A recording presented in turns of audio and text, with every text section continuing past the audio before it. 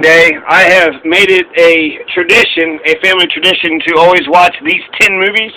I always need to watch Inglorious Basterds, Terminator 2, One Bright Shining Moment, Genuis, Hell or High Water, The Murder of Fred Hampton, The Weather Underground, Django Unchained, The Martian, and The Drop, because those are the 10 greatest movies that have been ever made. The Fight Club, I'm going to give you the top 25, and I'm going to read the other 75 after I explain why I picked those top 10. So to round out the top 25, number 11, Fight Club. Then The Thin Blue Line, documentary, 1988, Saving Private Ryan, The Sixth Sense, 4 Lions, Restrepo, At the River I Stand, City of God, John Adams, American Made, The Social Network, God Bless America, Waco, Mission Impossible, Straight Outta Compton.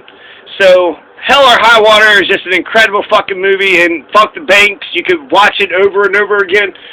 There was a big sort of dilemma that I had. You want to tell somebody that you watched a movie, and if it's important and historical, well, that's just, that's the reason to watch it by itself.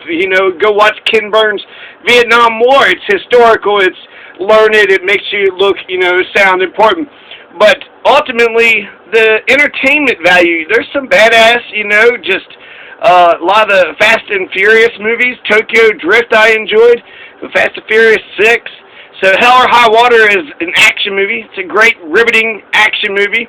And it's about some farmers who have to rob some banks in order to save the farm, or the ranch, or the oil rig, or something. So, it's a good time. And fuck the banks. Did I mention that part? So that was number 6. Number 1 was The Drop, okay? So The Drop, I kept on keeping it at the very top. One of my most important benchmarks was Back to the Future. Back to the Future is just a perfect movie, and I don't know if I was just blessed with watching it when I was 8 years old or so, but because Back to the Future is a perfect fucking movie. It's exciting, it's scientific, it's, bullshit. You can't go back to the future, but if you could, that's the way you could do it, and you'd have to get, that much gigawatts, you'd have to get a lightning bolt. That's exactly how you would, that totally makes fucking sense. And it was riveting and exciting, and it was, nail-biting. So, fantastic, wonderful. Makes people think about this and that. So The Drop. The Drop was a great surprise. It's a good, fun film. It's not a hardcore gangster mobster movie. It's not about gangsters. There's a gangster element to it, but the main character, who is in a lot of fucking movies, he was in Venom, he was in the Dark Knight movie, he was the guy with the mask who was, okay, what do you think? So, the reason I put The Drop, because this was an important benchmark, it was fun and interesting, but it was an important benchmark for my entire operating philosophy. You got the oppressors, and then you got the oppressed, and fuck that relationship. Fuck that relationship. Now, I'm not going to tell you what to do, because that makes me enslaved to you, and then I'm not going to be told what to do by you, because I'm not a fucking slave. So, I am not a slave, and I am not a master, so The Drop just boils my entire operating philosophy down to a very simple and linear storyline. The bad guy is an oppressor, and he keeps oppressing, and he doesn't stop with the oppressing. So there's the oppressors, and then there's the oppressed, and that's it. There's the people that break free from that hierarchy, and then that's it. So there's the equalist, right, if you're not a part of that, and then there's those who want to liberate those. So what? The oppressors are the problem. And oppression is a motherfucker, so without freedom one cannot truly be themselves. Without freedom one can't authentically be human. Oppressors mean to make you into a tool of their own design, and they don't love the actual person that you are. So, it's a great movie because it's fun, it's entertaining, and frankly, I was tired of Eric Deeds too. Eric Deeds is a piece of shit. The Martian, Jacques Rousseau, he says that if there's one book that you should read, young Emile, young boy who should be educated by Jacques Rousseau, you got to read Robinson Crusoe because it sparks imagination. So my Robinson Crusoe book, movie is The Martian. So first, fuck the oppressors, right? That's why you got to watch The Drop. The Martian, you got to watch The Martian because one day we're going to colonize Mars. If there is anything, we're going to terraform and colonize Mars. We're going to make Mars, terraform it, put Earth's atmosphere, make it livable and habitable. It's the closest planet. It's the one that most closely resembles us. We should have already tried to do this shit, a biosphere, a long-ass fucking time ago. We could probably send a fucking spaceship out there, so let's put a spaceship out there and put a biosphere. It would be easy as fuck to do. So it's clearly, you know, there's some history to Mars. You should learn all your history, and maybe you might need to get rich as fuck and do it yourself. But I think it'd be good to inspire an entire generation to, and it's also like a Robinson Crusoe kind of thing where you're just one person and the whole fucking planet is yours. So what is the sand and the dirt that Mars is made up of? Do we need atmosphere? How do we get atmosphere? Do we get pump in oxygen? Can we create oxygen? And you're going to sit there and take 2 nuclear bombs? Just drop nuclear bombs all over Mars? And then what about the radiation fallout? What are we going to do about that? So the Martian, what are we going to do with Mars? So it inspires your imagination like Robinson Crusoe. The knowledge that you know is finite, but imagination is infinite. Imagination encircles the globe and beyond. So that's, you know, that's Einstein. So The Martian is my rendition of the purpose of Rousseau's Robinson Crusoe for baby Emile. Django Unchained is fucking badass. It totally changes the game. It is good cinema. It's like Inglorious Basterds. The enemies of Django, mostly slave-owning, Nazi, Confederate, low-life piece of shit, sons of bitches, pure, evil, wicked sons of... You just don't give a fuck that there's a frenzy of bloodshed. They are just getting wiped the fuck out. Just, you know, blood here, blood there. That was Amy Schumer joke that she had a period that was as sloppy as a Tarantino film. So the Inglorious Basterds and Django Unchained, the enemies were pure fucking evil, so it was easy to hate them, and it was a good, fun film. So you're on the right side of history, and you're also having a good time doing, you know, not being a good civilized human being, but it's justified bloodshed against the wretched racist oppressors. So, yeah, Dick Gregory loved the movie. He said he never saw anything like it. So, Django Unchained, it sets the bar for every single film out here, whether people want to admit it or not. I mean, Django Unchained, after Inglorious, both of those movies. So, kill fucking Nazis, yeah, fuck them Nazi fuckers, and fuck those plantation slave-owning sons of bitches. The Weather Underground, how the fuck can you be an American and not even know about the Weather Underground? How can you not know about the murder of Fred Hampton?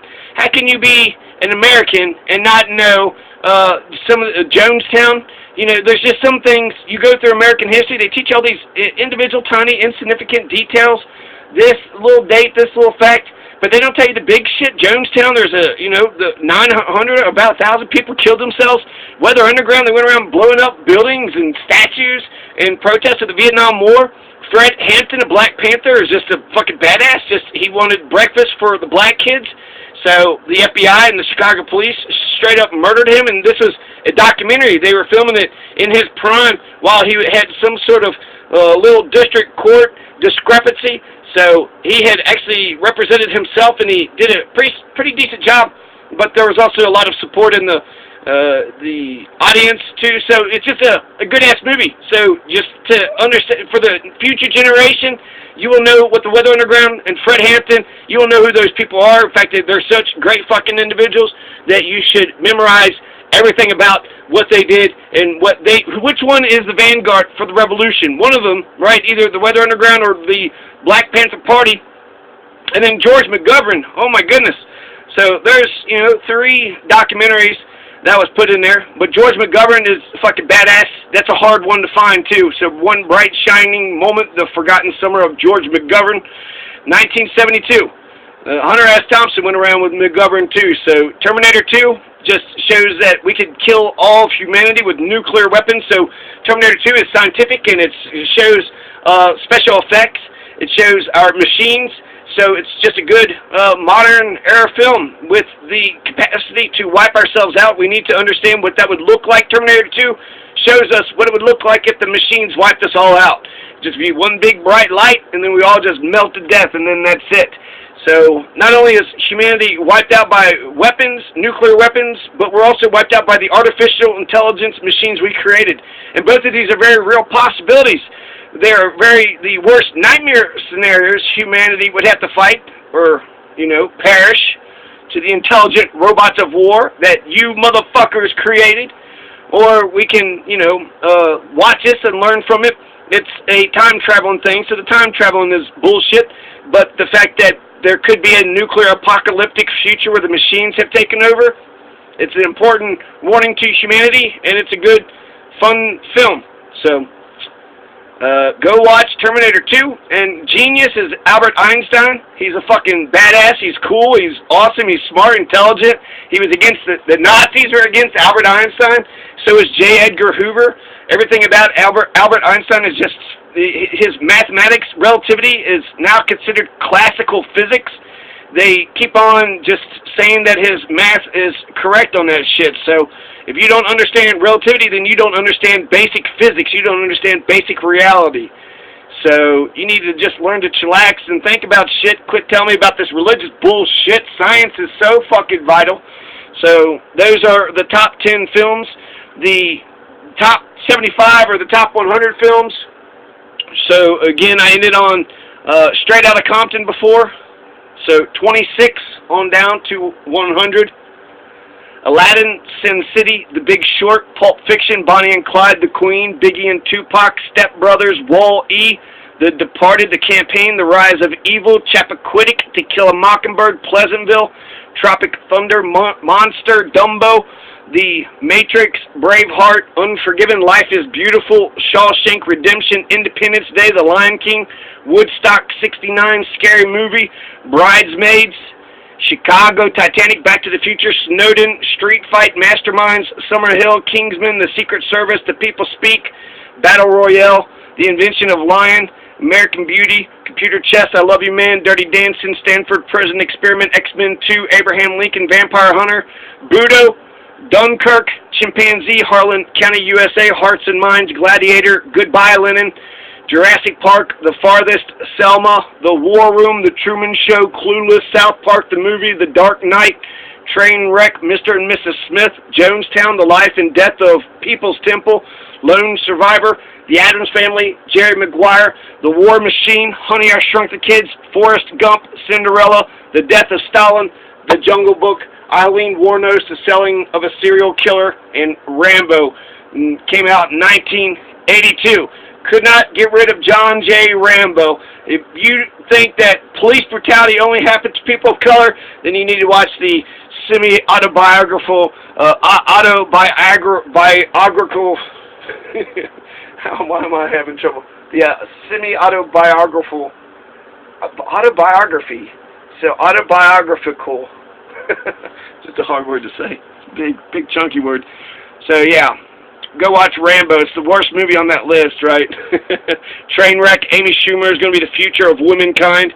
Or Passengers, right? To Have Your Own, Jennifer Lawrence. To be the Adam and Eve of a whole entire generation. Unforgiven, good storyline. Life is Beautiful. It's to protect the innocence of children. Aladdin, Sin City, the cinematography, just beautiful, beautiful movie. And then, of course, you know, Fight Club for obvious reasons. Thin Blue Line, Saving Private Ryan. Not only is that a badass fucking film, but it also points out that we were the good guys in World War II when we killed a shit ton of fucking Nazis. So, you know, enjoy your Boxing Day. Merry Boxing Day. Y'all have a good y'all have a good Merry Boxing Day. You hear?